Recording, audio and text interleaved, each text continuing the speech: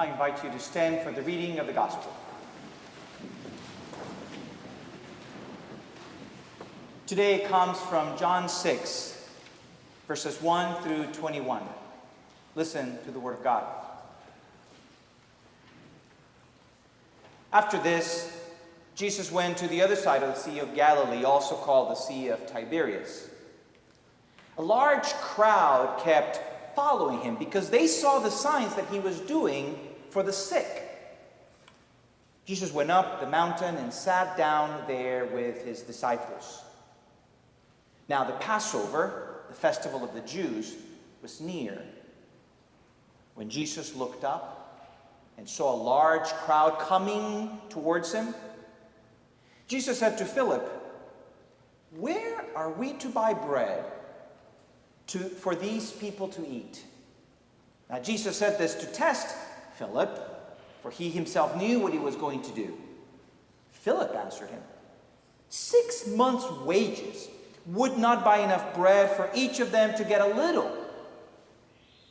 One of his disciples, Andrew, Simon Peter's brother, said to Jesus, "There is a boy here who has 5 barley loaves and 2 fish. But what are they among so many people?" Jesus said, Make the people sit down." Now there was a great deal of grass in the place, and they sat down, about 5,000 in all. Then Jesus took the loaves, and when he had given thanks, he distributed them to those who were seated. So also the fish, as much as they wanted. When they were satisfied, Jesus told his disciples, "Gather up the fragments left over so that nothing may be lost." So they gathered them up, and from the fragments of 5 barley loaves left by those who had eaten, they filled 12 baskets. When the people saw the sign that he had done, they began to say, "This is indeed the prophet who's to come into the world." When Jesus realized that they were about to come and take him by force to make him king, he withdrew again to the mountain by himself. When evening came, his disciples went down to the lake, got into a boat, and started across the lake to Capernaum. It was now dark, and Jesus had not yet come to them. The lake became rough because of a strong wind was blowing. When they had rowed about 3 or 4 miles, they saw Jesus walking on the lake and coming near the boat, and they were terrified. But Jesus said to them, "It is I. Do not be afraid." Then they wanted to take him into the boat, and immediately the boat reached the land towards which they were going. Friends, this is the word of the Lord. Thanks be to God. You may be seated.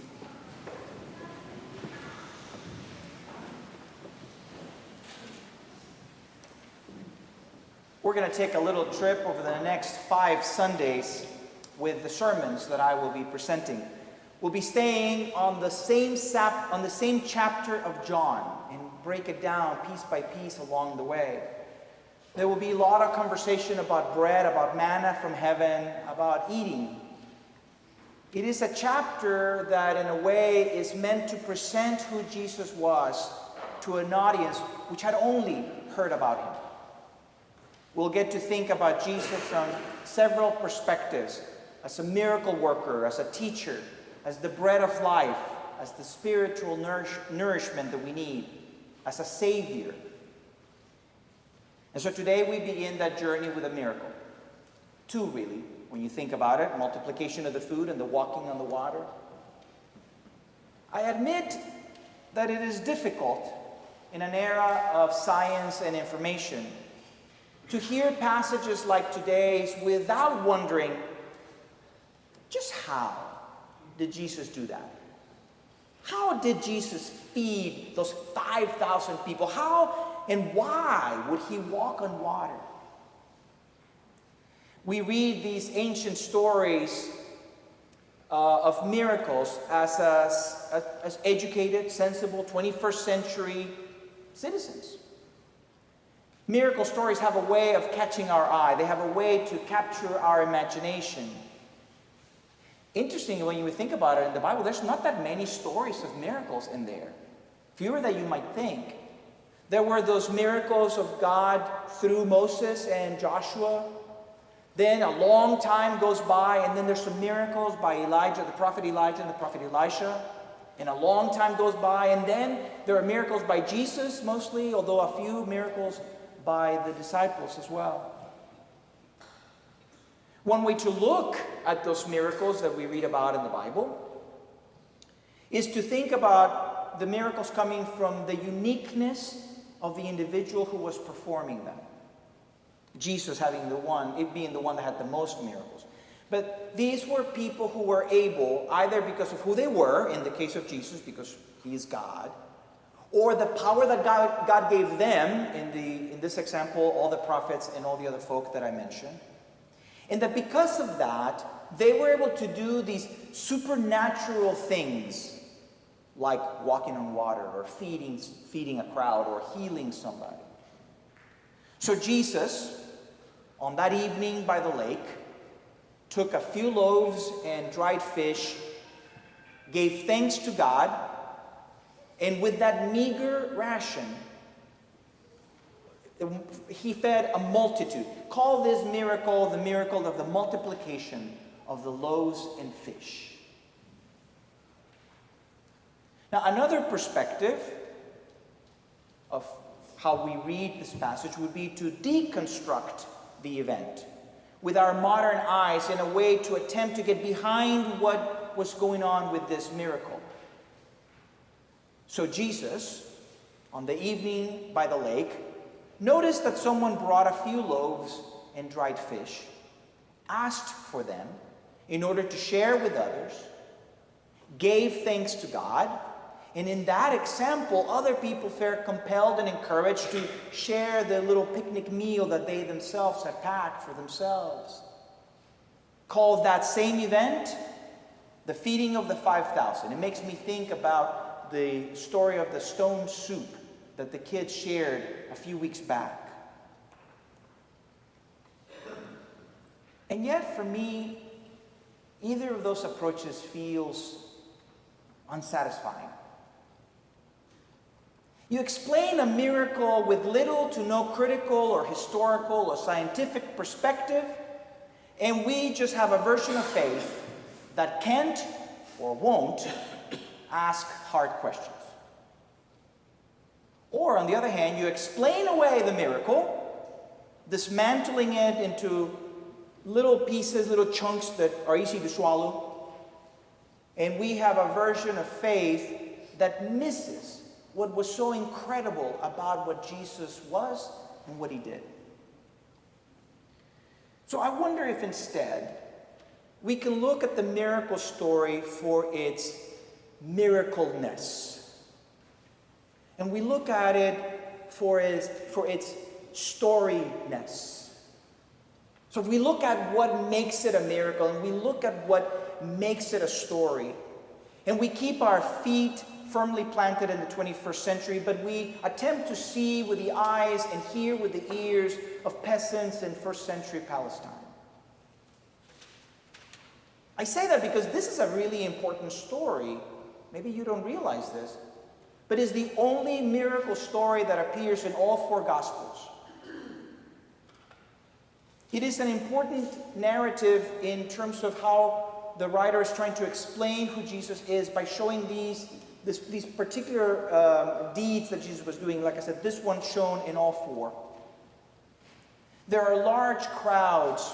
In the details we can see that there are large crowds that are hungry for something Jesus has. And the crowds in this case are looking for healing, and then Jesus also feeds them. And what is interesting about that story is that Jesus goes up a mountain and the people follow up the mountain. And it would have been something that would have been reminding them of how Moses went up a mountain and something amazing happened. It is also, the story tells us, close to the festival of the Passover. In the Passover, the people of Israel would remember how God got them out of Egypt, saved them from slavery. And they would eat unleavened bread, these little cracker-like bread, because they were in such a hurry to get out of Egypt. And here is Jesus up a mountain, and he feeds the crowd. It would not have been lost on them that here are some echoes of Moses. So already there's a higher and higher expectation or anticipation of how good Jesus was. And then he performs this sign that for sure makes them think, this is someone God has chosen.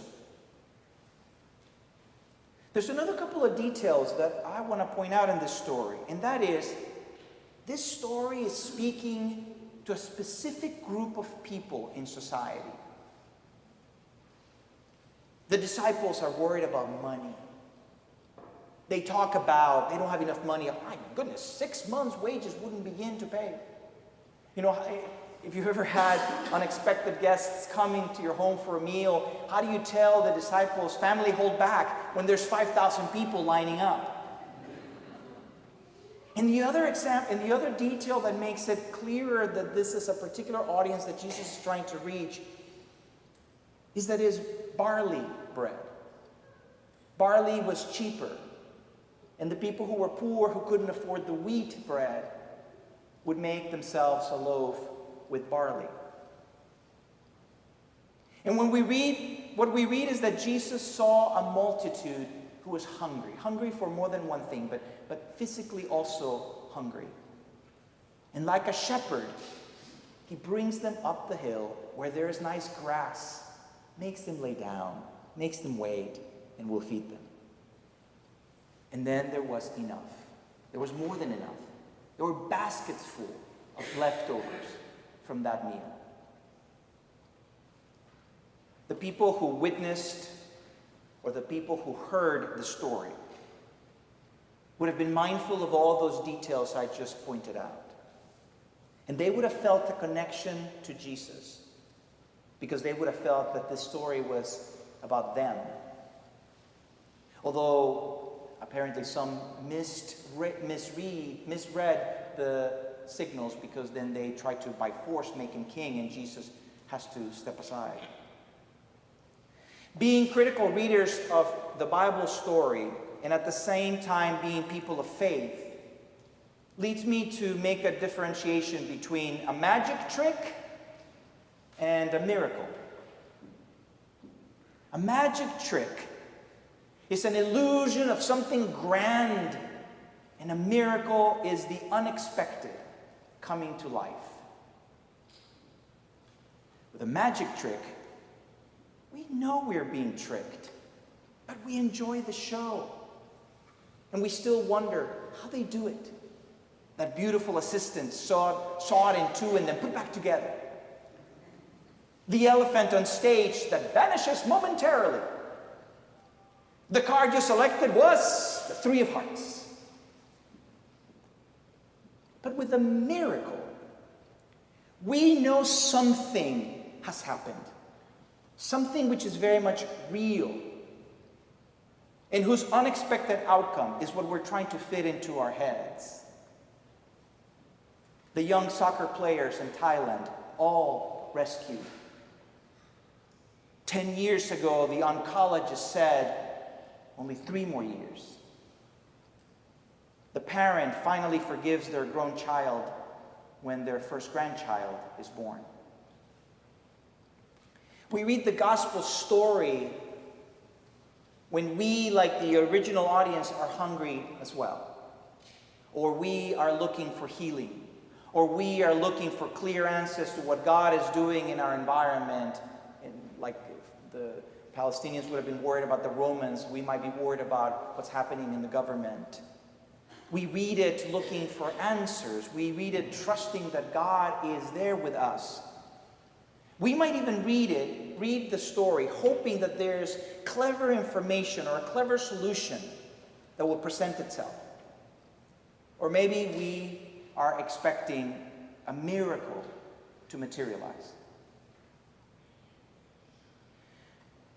God does what God does, and it will always go beyond our expectations.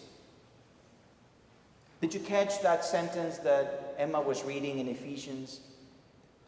It says, now to God, who by the power at work within us is able to accomplish abundantly far more than all we can ask or imagine. To God be the glory. Bishop John Shelby Spong writes that being people of faith focuses on the experience of God, not on the explanation of God. Although, of course, we try to explain God, and Bishop Spong is trying to tell us that we ought to let our explanation of who God is evolve through time as we get more information and we ourselves grow. And so as God does what God does, in both the miraculous and the mundane, we are invited to participate. We are not bystanders of the experience of God, but we are participants, maybe even co-creators of that experience. We might even get more than we bargained for, like that surprised boy who all of a sudden had to give up his food for this feeding, but something that then goes on to impact the whole community. Today's story for me highlights that we are witnesses of God's abundance. A witness is somebody who literally sees, but also witnesses somebody who then gives testimony to what they saw. When the disciple noticed the few loaves that the peasant brought, that the young man brought, and the tiny fish, and they saw insignificance. They didn't think that this would go far. They saw poverty. That bread read poverty. But what Jesus saw was the tenacity and wisdom of the people, the willingness of people to gather, to be fed, and to be transformed. And then God does what God does. And in the miracleness, we marvel that all are fed. And in the storyness, we read that there's always more to Jesus than meets the eye. We are people of faith, and we seek to follow the direction we believe God sets out for us in our daily lives. One of the lessons I feel from this story is that there is abundance all around us, even when at first blush we underestimate what we're looking at, or worse yet, we don't see it at all. How many times have we found ourselves depleted, and we think there is no way we can manage the challenges before us? Or how often have we seen an individual or our community stuck or in trouble, and we think the only solution must have to come from outside? But there are resources close at hand which are part of the solution which we trust God to do or God to make happen when we become open to the miracleness in our midst. God does in the lives of people more than we could ever hope for or imagine. And not just with a miracle from on high, but rather with a miracle that springs from within. What does abundance then look like? Well, it looks like a peasant's picnic lunch, which feeds a multitude. It looks like a blessing hiding in plain sight, waiting for God to make a miracle unfold. Thanks be to God for God's word for us. Amen.